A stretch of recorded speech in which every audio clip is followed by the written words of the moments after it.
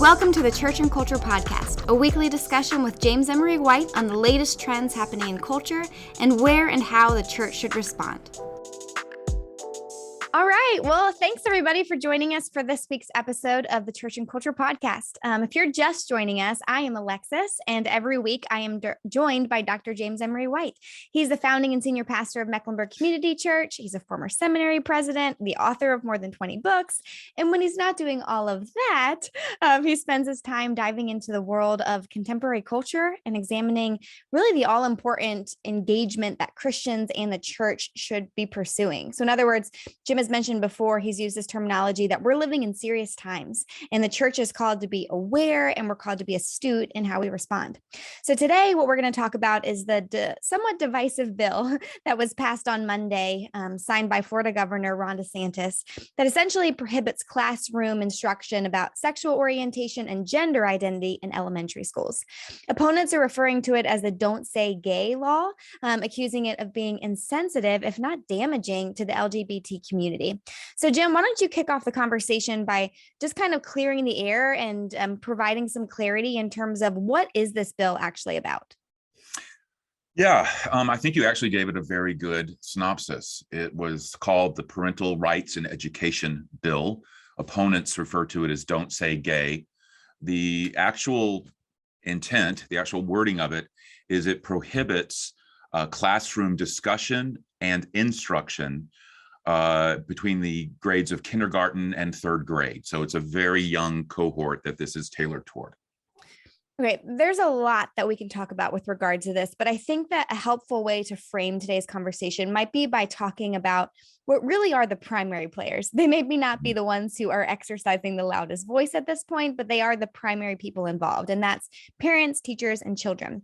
So, of course, there's going to be overlap, but let's talk about teachers first, because I'm a parent of an elementary age child, and I can't say that gender-based or gender-related topics are very prevalent in the curriculum. So why is it that teachers would feel the need to speak on these issues in the first place? Like, are they being asked to do that by kids, or is there pressure from culture or from school boards to do that?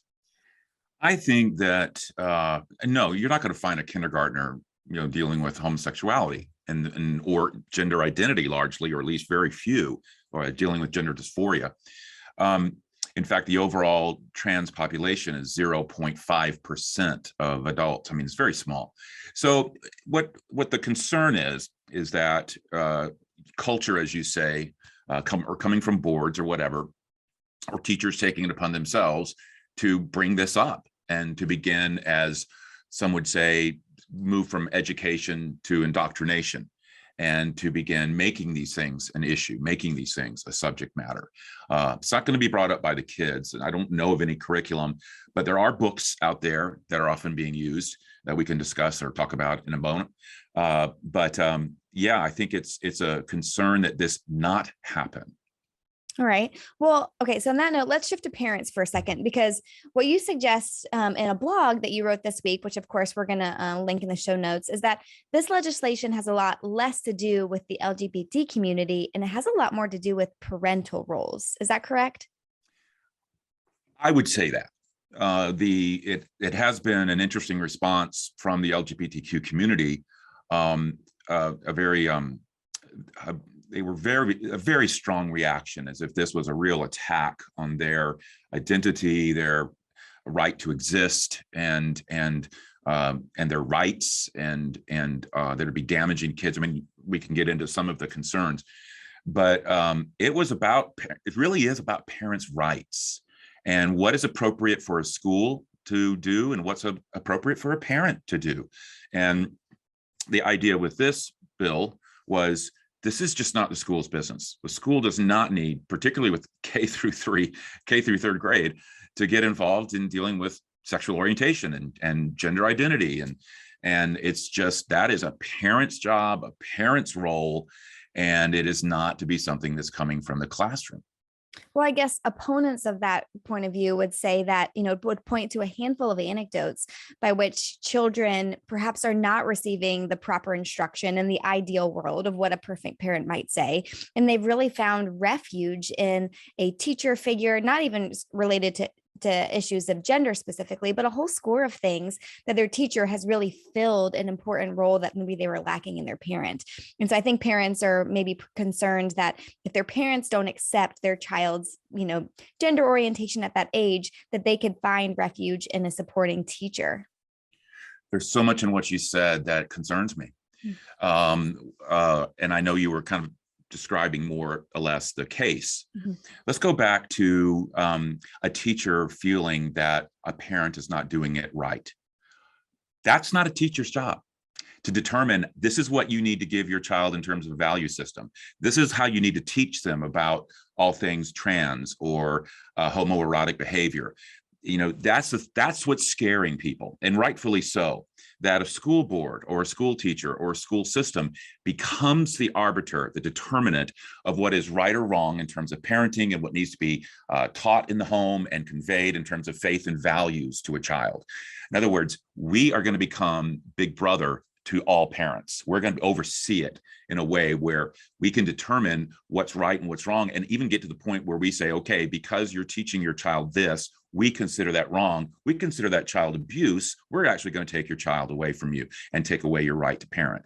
So that's the slippery slope that has a lot of people, I think rightfully, very concerned about this.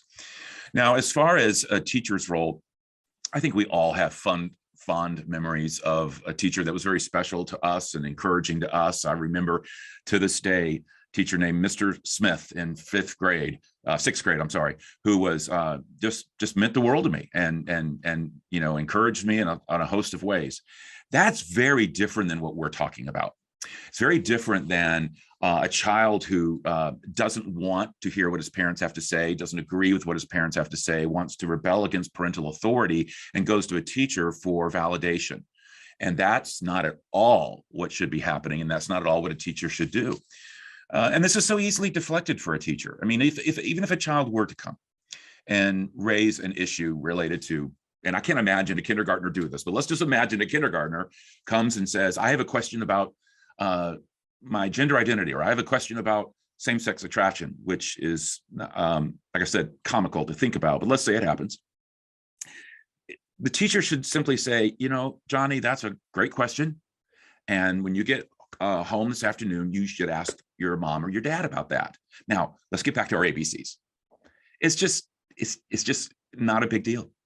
Well, I think that you could probably make that case on a whole score of subjects, though, right? Like not just gender related ones. I mean, there's a ton of things that we would hope for a parent to feel empowered to talk about instead of a teacher. I mean, things like death or, just health and wellness or drugs. I mean, there's so many things. So why does God exist? Yes, exactly. Issues of yes, all kinds of, yes, absolutely. There's a whole host of things that really have no business in a classroom, particularly at this age. I want to keep driving that home, because you hear a lot of stuff about how this is just trying to stifle the gay community in some way, but this is just about, we're not going to have it in the curriculum for a kindergarten class, and that we're going to leave that to parents at that age.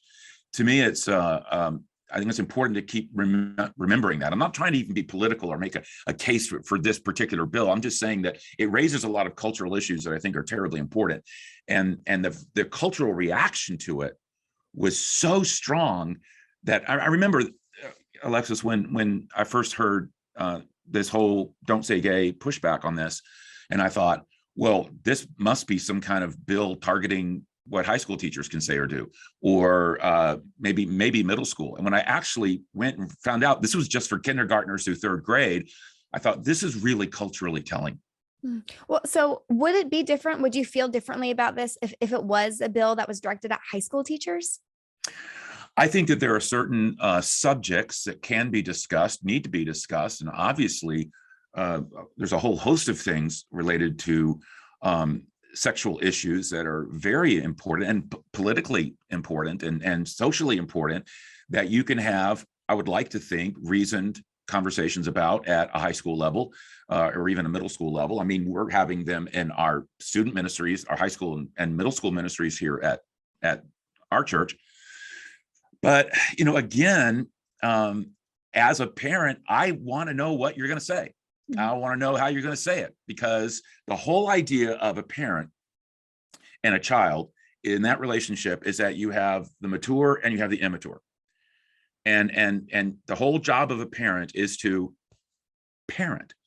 And yes, part of that parenting is working in association with whatever you choose in terms of education, whether it's homeschool, private school, charter school, public school.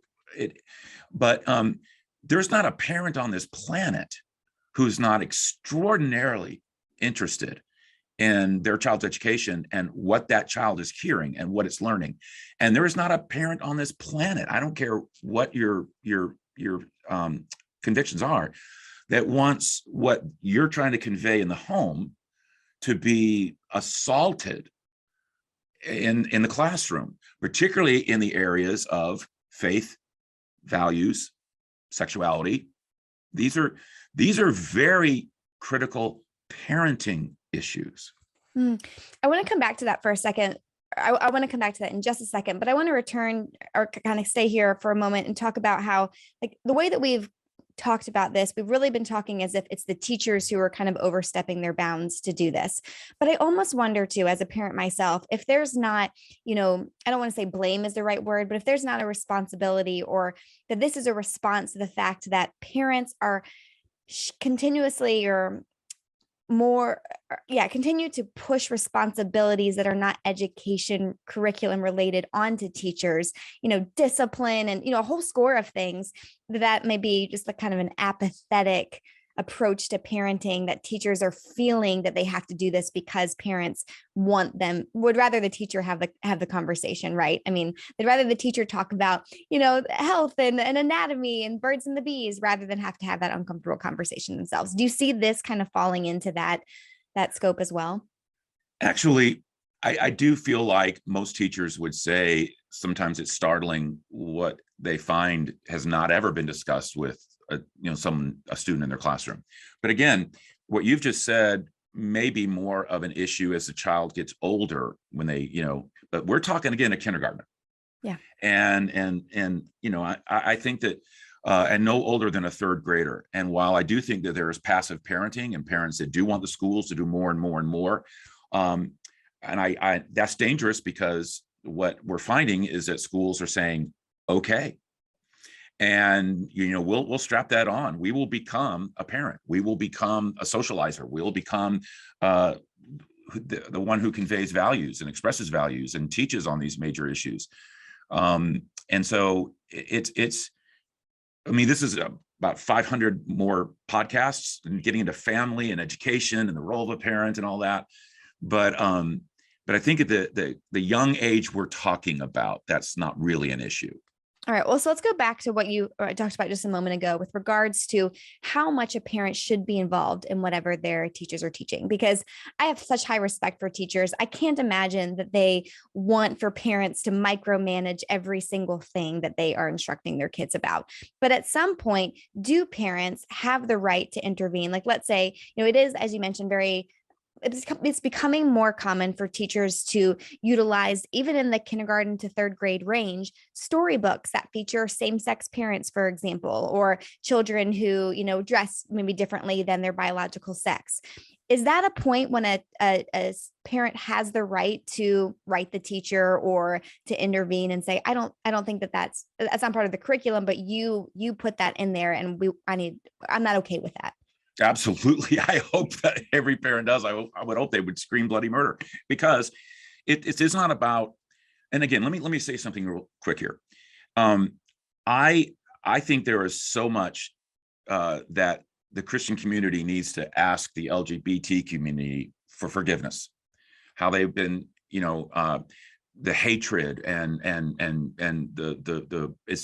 we've had a bad track record that we're doing better on now. But I mean, there really is a sense where there was a devaluing of these dear souls as fellow human beings, and we may disagree with lifestyle choices, but the rhetoric and the treatment was just completely uncalled for and not at all reflective of Christ in terms of that. Having said that, the LGBTQ community said, you're not giving us the right to pursue what we want to pursue within this democracy.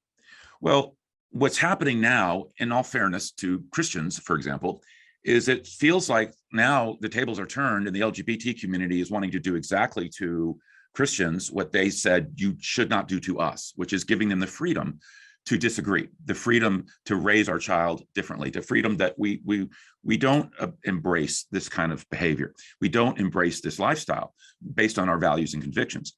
And so when it becomes, no, you don't have the right to protect your child from exposure to this, then yes, we need to be very vocal. Because what happens when a child is exposed to, say, a young coloring book with same-sex parents or something like that, it's not that child becomes more prone to be gay or to pursue homoerotic behavior. It may, but what it does is it normalizes certain lifestyle choices, and it moves from kind of social acceptance to moral affirmation. And I think that as Christian parents who we want to uphold our value system. We want to uphold our understanding of what is the proper relationship between men and women sexually. And we want to make sure that while we want to have social tolerance, we don't want that to become affirmation in the eyes and minds of our children, much less that we're being intellectually tolerant, where we actually think that that's just as valid a lifestyle as anything else. Well, so there's a difference, right, between knowing that your child is being exposed to this type of stuff at school, directly talking to the teacher about it, or just talking to your child about it. Because let's be honest, like there's going to be a slew of things that if your child is in, it doesn't matter, like public, private, charter school, whatever, that you may not disagree. May not agree with from a Christian perspective, which is becoming more and more the minority voice. Everything from science to health, relationships, all of that. So if you can't have that conversation with your teacher, or if you don't have the power, I mean, you could express your disagreement. Your teacher could say, "Thank you, but I'm going to teach it this way." What's the responsibility of the parent then? Well, I think a parent has, I think you outlined it perfectly. You have three options, actually four. One is that you go and talk directly to the teacher. One is that you go to the school board meetings and you make it known, and you work through the process. Third, you can remove your child from that educational context and pursue a different one, if possible. But fourth, and I think this should be happening no matter what. I don't care if you're homeschooling, got them in a Christian school. I don't care what the educational environment is. You ought to be talking over with your child daily what they learned that day, what they're learning, what they're, look at their textbooks, look through their materials, be able to ask questions, give them a alternate viewpoint if need be, and really engage it. Sit down and have the dinner table hour or more every weeknight be, let's talk about what you learned in school today. Tell us all about it. Do you have any questions? How did you feel about what the teacher said? Well, your teacher is a wonderful person, but if there's a different worldview out there that would look at it differently, like your mom and I feel, da da da da da, and the Bible would say this, and so you want to do that. You want to debrief, because parenting, you don't stop parenting once they hit school. It just goes into overdrive, and you just have fewer hours with that child. So those hours you have are critical. I know you've talked before too on, just not allowing the teacher to be an expert on every area of life, which I think is, it's easy for a parent to do that. You've talked about like drop off parenting. Will you talk about that a little bit more? I've heard you talk about that, but I think it would be valuable for our listeners too, as well. Yeah, I do think that there is a drop off mentality in culture right now with parents, which is I drop my kid off over here to do soccer or to learn soccer. I'm going to drop him off at this play date so they get socialized. I'm going to drop them off. There's even this idea, I'm going to drop them off at church so that I get that taken care of spiritually. And there's certain drop-offs you can't do. I mean, even like church, you get, what would the average church get a child? 18 to 24 weekends, if they're average. So that's 18 to 24 hours. I think those are important hours. They're disproportionately important. But the responsibility is going to be on that parent for the spiritual development and formation and even conversion, evangelization of their child. And so there's a lot of things that fall into that category that you just can't drop off. Just like you can't drop off at school and say, okay, that I can write education off. No, you need to debrief and help them think Christianly about all of life and what they're learning. And particularly at the younger ages, they're just getting one teacher for that grade, just one. And you might hit the jackpot and they're just this delightful, winsome, Bible believing, Christ loving person. And or they could not. All right, let's go back to something that you had mentioned before with regards to children and the impact that this bill might have on them, because I do think that those who are proponents of the bill are more, heterosexual parents who are worried that their child is going to, by being exposed to, this type of education, gender specific or gender related or sexual orientation related, that they may become swayed to, as you mentioned, a LGBTQ lifestyle or the normalization of that. Do studies show that at all, that would be an impact, or, by reading books with parents of same-sex parents, that's going to make that more, like, why is that a concern for us? Well, I think it goes back to the normalization of it. I mean, the more exposed you are to anything, the more you no longer blush, you no longer, you think about what right now is mainstream. 20 years ago, it would have been considered repulsive, repugnant. But now it's actually embraced and celebrated. And so I think that what you have with children, I mean, really, quite frankly, the explosion of all things LGBTQ in terms of mainstream normalization and not just acceptance, but affirmation, and even recently gay marriage being legalized. This is all new stuff. So we don't have studies. We have no idea what this is doing to young children. We have no idea how, even just watching TV where they see two men kiss as part of a montage commercial or something, fall for Hallmark or cards or diamond rings. I mean, we don't know what it's going to do to these kids, but what we do know is that the more you're exposed to something as being normal or accepted, the more you just begin to feel that way, or at least you don't have that reaction, that you would have had otherwise. Well, what's interesting about that is I think that those parents who may have a child who identifies that way, or maybe they themselves do, There's no child that's going to identify as homosexual. I mean, they're not even, we're talking pre-puberty. That's not even, there's nothing I've ever run across that any child identifies with a particular sexual orientation in kindergarten. I mean, they're not even sexually, but what you do have very few cases of is gender dysphoria with a young child. And that can appear, true gender dysphoria can appear early on, and often actually does. But again, very small percentage. The vast majority, if it's not catered to, the vast majority grow out of it. And that's kind of almost another conversation when you have true gender dysphoria. And I hope that you will link in the show notes to, actually, I did a whole message series on this, but I also did a 3-part blog that can kind of introduce people to that and some of the thinking on true gender dysphoria. Yeah. Well, so we talked about some of the major players, or at least who should be involved in the conversation, but there are a lot of other people involved in this conversation that you probably wouldn't even expect. For example, Disney is a big name that comes up with this bill. What's going on with Disney? Well, this was a bill that is a Florida law, and the LGBTQ community erupted over the bill, and felt like, and Disney is a Florida company largely, and so they felt like the CEO did not speak out forcefully enough against it and didn't do enough. So they actually staged a walkout. Those LGBTQ community employees and sympathizers did a walkout. And so putting pressure on Disney, and it worked. Disney came out more forcefully, said, now we're going to be completely committed to getting this bill turned around. We're going to put money into it.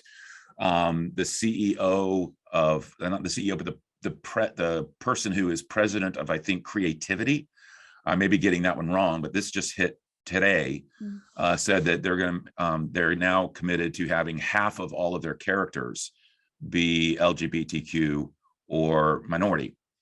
And I think everybody would celebrate minority, but they said no, we're talking half of all of our characters will be LGBTQ. And so also what just came out, this is going to be interesting to see play out. Another Disney employee came out and said, "You don't speak for all of Disney. I'm a conservative. I'm a Christian. I work there. I have no problem with this bill. I think it's common sense. It saddens me that they felt like they had to have it, but how can you disagree with not having this curriculum for a kindergarten class?" So we'll see how that one plays out. But Disney felt a lot of pressure to react more forcefully to this, and they went with that pressure. I'm glad that you brought up the term minority with regards to this conversation, because DeSantis, who helped put this bill forward, he said that the legislation fights against woke gender ideology. And woke, meaning you did a whole series on that, which we'll for sure link, but is most commonly used in reference to racial justice. But here it's being applied to gender as well. So the church, I think, can definitely get behind the concept of woke as applied to race. But what about gender? Where's the parallel here in that conversation? This is another podcast too, Lex, because when I did that series you're referencing on woke, it had not become the politically charged word that it is now, and it's taken on a totally different meaning. You're right. You would have thought, but when it first began to be used, that the church would just get behind it 100%, because who would be for discrimination? Who wasn't for racial reconciliation and against racism? But it got politically charged through conversations related to what's known as critical race theory, and then all the ramifications of that, good, bad, and indifferent. And it got politically charged to where, became like, Black Lives Matter kind of took on a life of its own, and people were reacting to the organization, but we're kind of linking that with the sentiment. And there's a difference between the sentiment, Black Lives Matter, and the Black Lives Matter organization. And it just became politically charged and really became synonymous with all things critical race theory, all things, with being a pro-LGBTQ agenda, even, seeing in the Me Too movement things that were nefarious. So it almost became linked with everything left and liberal agenda in the minds of some. So woke became this terribly charged word. And so that if you were all of a sudden now a woke church, a woke this, a woke anything, people were putting all of this socio-cultural, political stuff onto it and linking it with everything that's against God, truth, justice, and the American way. And it much of it is sloppy thinking, quite frankly. And so that was probably more of an answer than you were. No, that's right. But again, there's a lot there that we could parse later. But and have hopefully good, sane, informed decision and conversations about. But yeah, woke has been taken now and is being used as a political baseball bat that often transcends the real issues that are needing to be thought through biblically and Christianly. Well, I think that's what gets to, I guess, the confusion that's around this bill, especially when you identify it as something of like a fight against woke gender ideology, that it makes it more complicated than I think that you very helpfully simplified it to be about. Here's my concern and why, you and I talked about doing this podcast on this. Because the last thing I want to do is enter political wars and get into political things. I try to avoid it like the plague, unless there's a deep cultural value attached to it that we just need to talk about. Here's the heart of the matter for me. Neil Postman sociologist Neil Postman wrote a book many, many years ago that has proved to be prescient. It was called The Disappearance of Childhood. And what we're having in our culture right now, I do really think is the disappearance of childhood. And where there is no childhood, you just used to enter into adulthood automatically. And I think that whether this bill was needed or not needed, whether it was political theater or conviction, it doesn't matter to me per se. What matters to me is that we're having a cultural argument about whether or not a kindergartner should be a kindergarten life. Why on earth do we inject adult issues of sexual orientation and gender identity into a kindergartner's life. That is, let them be a child, and they need to be a child.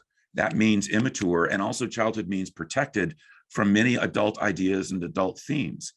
We're not doing a child a service by inserting adult themes into their life at an age where they don't have the maturity to even process it.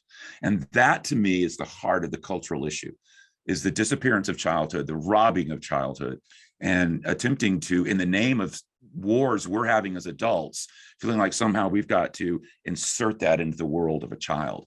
And I think that's highly dangerous. Well, I think that's a great place to stop for today. But yeah, like I mentioned, there's a lot more to this topic that we will link in the show notes. But we just want to thank you for joining us today, and we hope to have you join us next week. Thank you for listening to this week's installment of the Church and Culture Podcast with Dr. James White. We hope it was not only informative, but challenging and the start to an ongoing conversation. To stay up to date with all the latest, check out the daily headline news and subscribe to the Church and Culture blog, all found at churchandculture.org. You can even keep up with Jim by following him on Instagram, Facebook, or Twitter at James Emery White. We hope you'll join us next week. Goodbye for now.